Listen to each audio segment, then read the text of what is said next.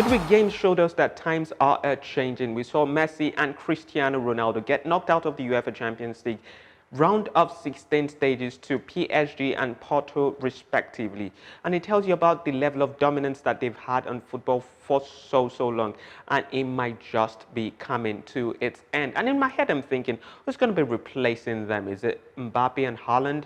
Are we going to be having a dominance like that in the next decade or decades to come? Well, it remains to be seen. Welcome to the show, the Nutmeg on Guardian TV. My name is Solomon Fowa, and it's great to have you guys join us. I hope you're all keeping safe, social distance, and using your face masks or your nose masks wherever you are watching from. And now, if you're not subscribed to this YouTube channel, please make sure you do so. If you're watching on Facebook or Instagram, kindly follow and like this page. It was the International Women's Day on Monday, and yes, wishing all our sports stars, our female footballers, the absolute best on and off the field of play. And talking about female football, actually, especially in the Champions League, Manchester City and Chelsea have qualified for the quarterfinals of the Champions League, and they actually defeated Fiorentina and Atletico Madrid respectively in that one. Big ups to those doing English football proud. Now, moving on to things happening this week, joining me on the show from our base virtually is the Poco Master, a sports journalist, Swore, and she's going to be breaking things down for us with regards all of the happenings of this week. That's including the North London Derby. It's really great to have you join us on the show today, Swore.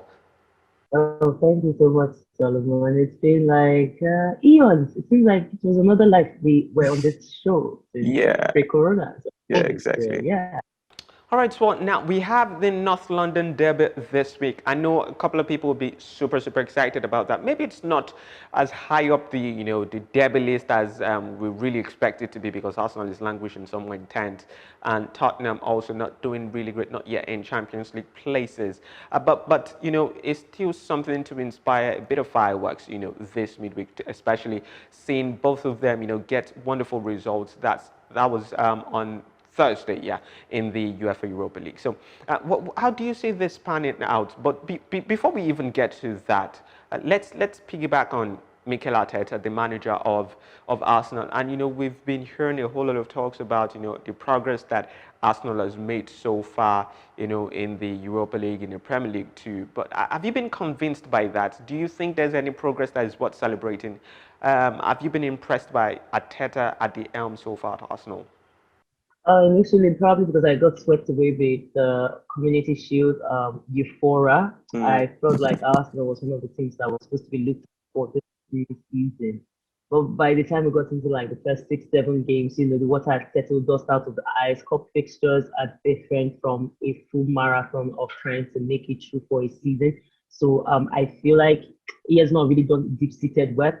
But one thing I can say is watching the Odegaard goal was really good, because it felt like since the time of Ben Perez, we'd not seen midfielders or attacking midfielders actually bullet ball, turn that Balogun kind of shots from outside the 18. So that was lovely to watch, because I like seeing that was what Premier League was for us before, seeing players out of the blue just do some amazing shots and all. But I don't feel like Arteta has done so much ingrained progress. I feel like it's a fair coach, but he's not a great man manager, and that has been the detriment for him in his career right now. For me, in Arsenal, because he could get better results with these players, but and he just seems to shoot himself in the foot regularly. That's why when looking into the Tottenham and Arsenal game for the weekend, the London Derby, I feel like it will be a matter of not just who is in form, because of course Harry Kane is back, he's in form. We saw him in their game against Dynamo Zagreb. Was it one of those backwater clubs? It's not like backwater because they made it there, but Harry Kane had a brace, and the brace was classic. It was nothing extra from Harry Kane. It was what you expected. Positional awareness, give me the ball, I flip it, I pop it, put it in, and I'm fine. But Arsenal, they're still doing a lot of vibes. Inshallah, you don't know the formation will carry today. Tomorrow it might be 4-3-3. Tomorrow it might be 4-2-3-1. Next tomorrow they decided they want to use the three-man back line. It's still up and at it. But for Tottenham, it's like the days that the boys decide they want to play for Mourinho, they will play brilliant football. They will die on the line. And there's always that thing about pride for that particular fixture. Tottenham and Arsenal, they have a lot of vitriol between the two fans. So derbies are always different. We saw what happened with the Manchester City Man United derby. Always different. It's a different, spirit altogether. But one thing I know is probably going to be a GG, go, probably over 2.5 because both teams have the quality for proper striking, and it should be an entertainment. I don't think it's going to be more of the coaches coming at each other because Arteta is a small boy compared to Mourinho. So that thing we saw when they had that kind of derby with Chelsea and Arsenal when Mourinho was the boss, and it was having that I was slappy with Sevenga, pardon my pidgin parlance. I don't think we're going to have it. But it should be a cracking match, a cracking fixture, and that's what I'm looking out for. Interesting thoughts there. Yeah, yeah. But just to pick up from where you stopped now, it's been bugging my mind for a bit actually. There's what you call the resurgence or maybe reemergence of Gareth Bale in the Tottenham side. It's been in among the goals and he's been making quite some level of impact with the Spurs sides. And that Jose Mourinho was rested in the Europa League, and you expect him to actually make an impact in that particular game. Are you convinced so far with what Gareth Bale has done at Tottenham, and do you think it's going to be making any impact in that game? That's the North London derby. Thinking back, say some 9, 10 years ago, he was really the go-to guy for Tottenham. But this time, is it going to be making much of an impact? Oh, nobody really calls Gary Bale as part of the squad. A lot of us actually forget that Bale is there. It's just that extra. It's like when you go for party and you have eaten the jollof and then the small chops, and you're like, come back, oh, there's extra small chops. That's when you then be like, oh, Gary Bale. Gary Bale is the extra small chops in this squad as far as we're concerned because when he first came in, everyone was scared. Like, is it the Gary Bale? Obviously, the man has retired mentally. I mean, he's catched out, he has checked out. For every game that they have needed him to get a clutch goal in and get it done, he doesn't have that sense of urgency. He doesn't have that sense of, pizzazz. There's no excitability about his football. It's like, Interesting. okay, I got it today. Okay, maybe I'll try again tomorrow. But I like the fact that the coach is using him because if he didn't use him, old faithfuls from Tottenham with, romanticized views of Gary Bale from what 7, 8 years ago when he was still at, White Hart Lane. They'll be like, oh, he doesn't want to use our talisman, doesn't want to use our greatest modern player ever. They're using him now, but he's not really like integrated in the squad. But there's no pressure on him on whether he should be a top performer or not. He's supposed to be a top performer, the highest paid player there. I mean, he gets like 350 or so every week, whether it comes not. I mean, he's doing very well. Only that guy's salary can carry the full half of Lagos for fuel scarcity and buy all the fuel they need to move from point A to point B. And that's a guy that will just score maybe 1 in 10 games. He's doing very well. He doesn't have pressure. So that's why when you see the way he was even infused into the European fixture, it was put in second half, right? I think it was after they removed Son or something that they put him in second half as it stands. So I feel like he's not going to be a power changer. His own is if he scores fine. If he doesn't score, fine. But I don't see him as a starter. I don't think he should be overhyped. He's just there because he needed the place to go. And Tottenham were like, okay, we're ready to roll the dice on you. But other than that, I don't see that there's a reemergence. I mean, Bill has cashed out of football. The man has made so much money for doing less than nothing. So there's nothing to push him and there's nothing to spoil him. He's just there for vibes. So let him vibe. There you have it, that from Swar. And moving over to another league and one of the top games happening this weekend. That's Milan against Napoli. Milan have been in second, although they started the season like a house on fire, really blowing past all of the people in front of them. That's the teams in front of them.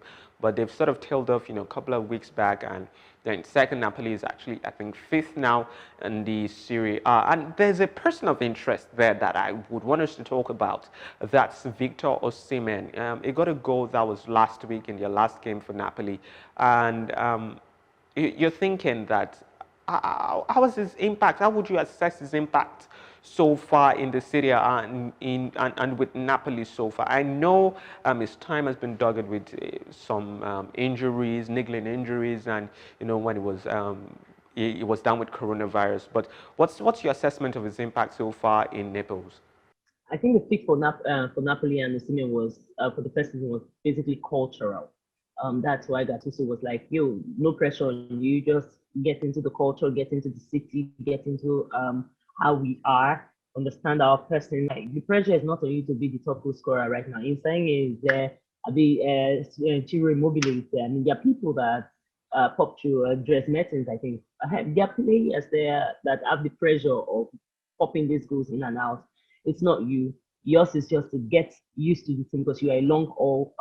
It's for a long. You know when they do come, they be like short con, long con. You are for the long con. You are not just for the short time work. You are supposed to be here for quite a while. So I don't blame him on some level for not being able to get the kind of service he used to get when in France because it's a different kind of football that Napoli plays. But then again, look at AC Milan. AC Milan was the surest team for almost like 4 months in a season that has been very tumultuous that you don't even know what's going to happen. Today now, Fulham might just decide to beat Man City this weekend. They are very foolish like that. The season has been very erratic. But AC was one of the most steady places where you could know that the Rossoneri would do well. They would do extremely well. But for the past like 10 games, they have been on a free fall and then came like Nepal lights up and down, like Christmas lights. So I think they're beginning to slowly find their form. You don't write them off. Obviously, you saw that with the Manchester United game. They got a very important away goal. They are very gritty and they're very stubborn. And they have a very good defensive squad because they don't show in a lot of goals. I think this season they've not even conceded up to 25 goals or so. They don't collect goals too often. And that's going to be tricky for Napoli to find the pocket of spaces because they don't have tricksters as much as they used to once upon a time that wouldn't do that. But one thing for Napoli is when they find way, they always get to score at least 2-3 goals. So this game is going to be about the first, for me, the first 35 minutes in the first half and the first 15 minutes in the second half, because that's where you see get strategies come true. But Gattuso has been impressing me with the way he reads the games even more and more this season as the games are growing. Nevertheless, Napoli may not be in the top 3, but see, he's doing some very good work because he's learning on the job as well. In fact, we see Gattuso starting from scratch basically. So I don't see Osimhen making that impact that we are looking for because first of all, he try, but he doesn't have the grit for you to score in Serie A. You have to be an Agbero. Look at Chiesa. Chiesa will butcher his leg up and down in Juventus, and then he will still jump over and still manage to put the ball in. Osimhen doesn't have that yet. He's still doing baby boy blues he still has that, swag from French football, with a little bob a little and then let it click and dodge.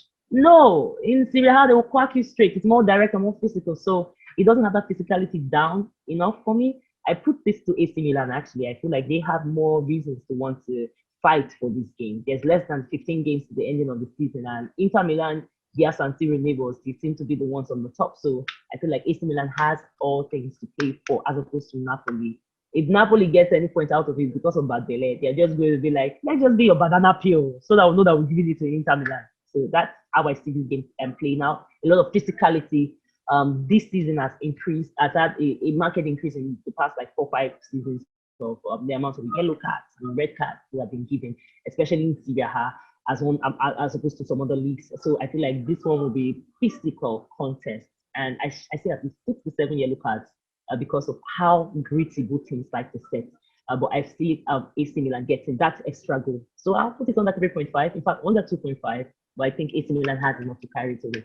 Interesting thoughts there by the Purple Master ourselves. Thank you so much for talking to us on the show today. And hopefully after this whole pandemic, we'll be able to have you in the studio. It's always an absolute pleasure talking to you.